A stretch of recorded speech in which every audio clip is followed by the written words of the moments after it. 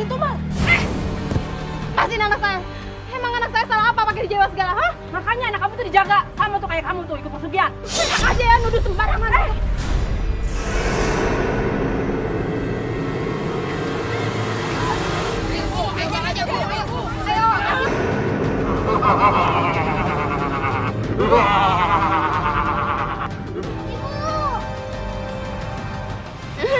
Kenapa kalian membenci saya? Ha?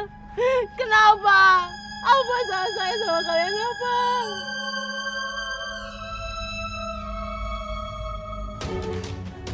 Bang, kapan abang bisa lupain Nur? Abang tuh harus nikah supaya bisa lupain Nur. Abang malas nikah. Buat apa nikah kalau ujung-ujungnya menderita? Nggak semuanya gitu, Bang. Aku mau nikah sama pacar aku. Tapi kalau abang belum nikah juga, gimana aku mau nikah mendului Bang Amsar? Oh, jadi itu alasannya kamu. Oke, abang izinin kamu nikah duluan. Tapi, kamu harus kasih uang pelangkah sama abang. Berapa abang minta? 20 juta? 20 juta? Itu banyak sekali, Bang. Kalau kamu nggak bisa kabulin uang pelangkah itu sama abang, kamu nggak akan pernah abang izinin buat nikah sama pacar kamu. Kalaupun kamu nikah, 1 minggu setelah pernikahan suami kamu bakal mati. Bang jahat ngomong gitu sama aku. Ya, kamu pikirin baik-baik aja dulu. Ini semua gara-gara Nur. Sampai Bang Amsar membenci perempuan. Kebenciannya pada perempuan ditumpahkan ke aku. Kalau dulu Nur menerima Bang Amsar, pasti aku udah nikah sekarang. Awas kau Nur, aku akan buat hidupmu menderita.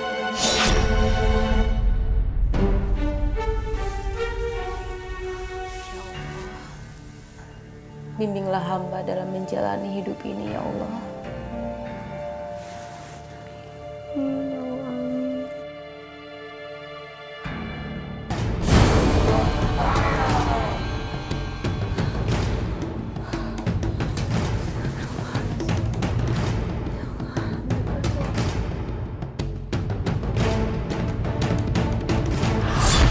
Kenapa kamu kembali lagi ke sini?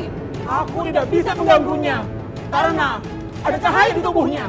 Dasar gak berguna. Berani sekali kamu menghina aku. Rasakan ini.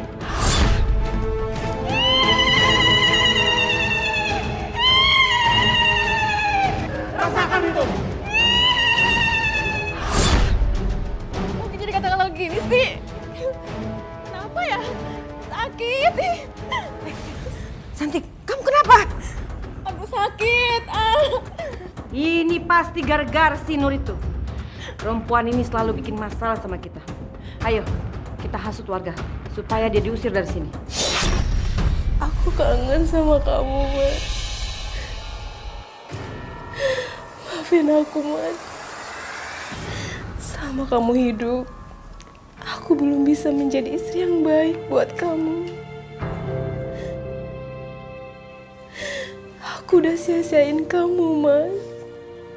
Maafin aku. Jangan nangis ya sayang.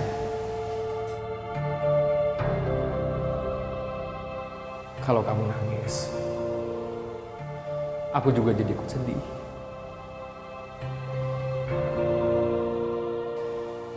Jangan nangis lagi ya.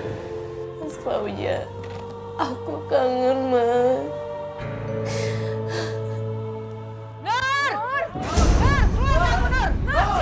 Suara tuh.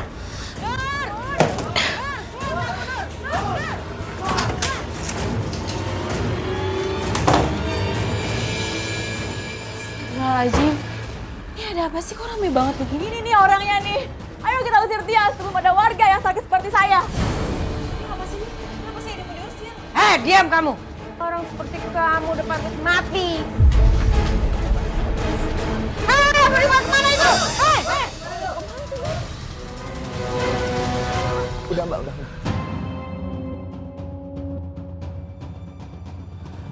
Kenapa sih mereka mengusir aku? Maaf mbak, saya nggak tahu kalau itu mbak.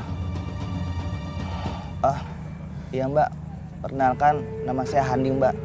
Saya adiknya Mas Fauzan, almarhum suami Mbak Nur.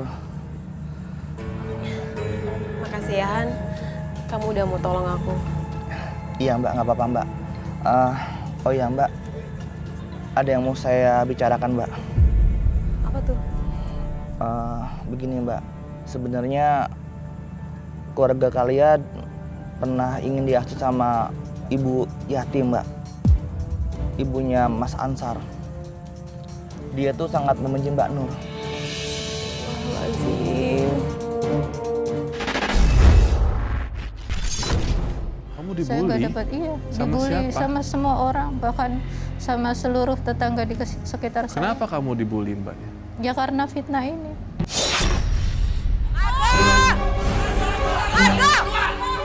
Duduk kamu! Duduk! Duduk!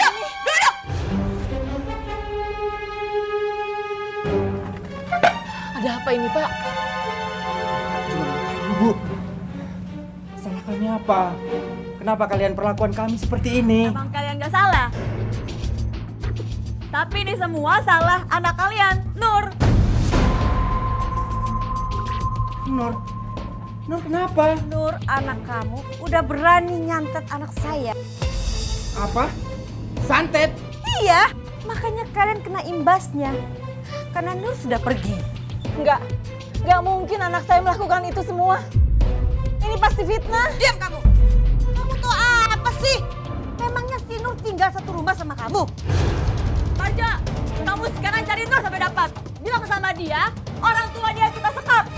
Bawa dia ke sini. Iya Mbak. Rasakan kalian atas perlakuanmu padaku dan anakku. Aku akan terus membuat kalian menderita. Kamu tahu nggak? Tahu apa Mbak? Aku sebenarnya lagi kangen banget sama Mas Fauzan. Saya yakin Mbak, Mas Fauzan juga pasti kangen sama Mbak Nur. Kalau aku dikasih kesempatan, aku ingin banget memeluk Mas Fauzan. Karena selama ini aku belum pernah membahagiakan Mas Fauzan dan banyak ngecewain dia.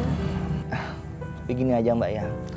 Kalau menurut saya, kalau Mbak Nur kangen sama Mas Fauzan, Mbak Nur tinggal berdoa saja.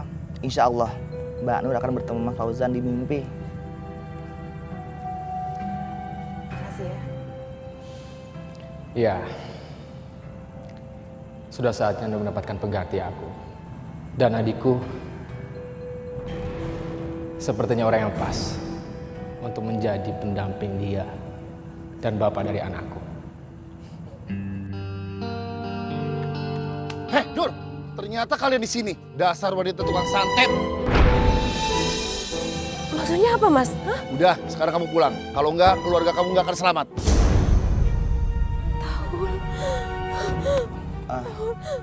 Mbak, jangan takut Mbak.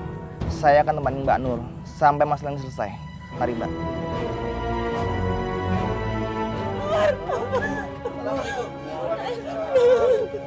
Bu, saya mohon jangan sakitin anak saya, Bu.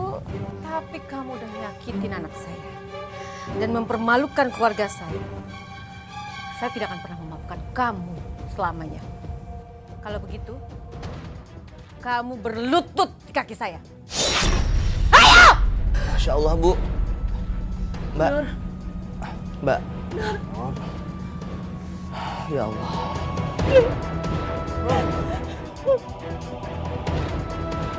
Oh, sakit. Gara-gara kamu nih kembaliin santetku, aku jadi begini, Nur. Oh, jadi kamu yang nyantet Nur? Wah, nggak beres ini. Ini dia pelakunya nih. Berarti bukan Nur tukang santetnya. Iya, betul itu. Ini dia yang parah nih.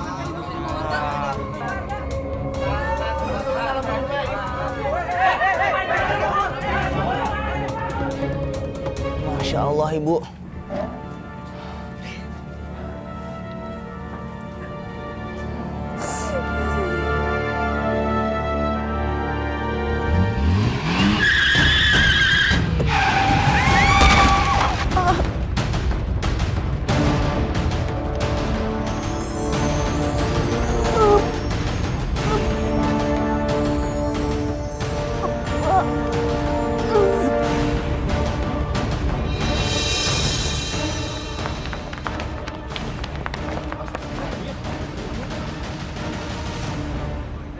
Innalillahi wa inna ilaihi raji'un. Sakti tragis banget ya.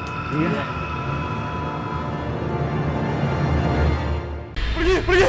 Jangan ganggu saya lagi!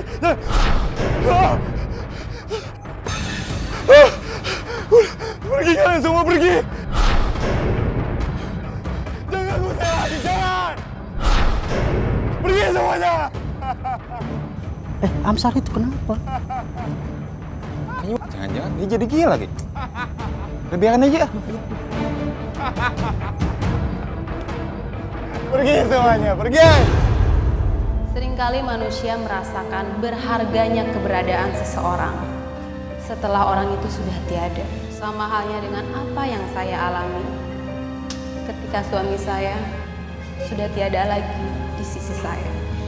Saya menyesal karena saya sudah menyanyiakan suami saya dan membuatnya pergi demi kebaikan saya. Saya sadar selama ini saya sudah lalai menjalankan perintah Allah.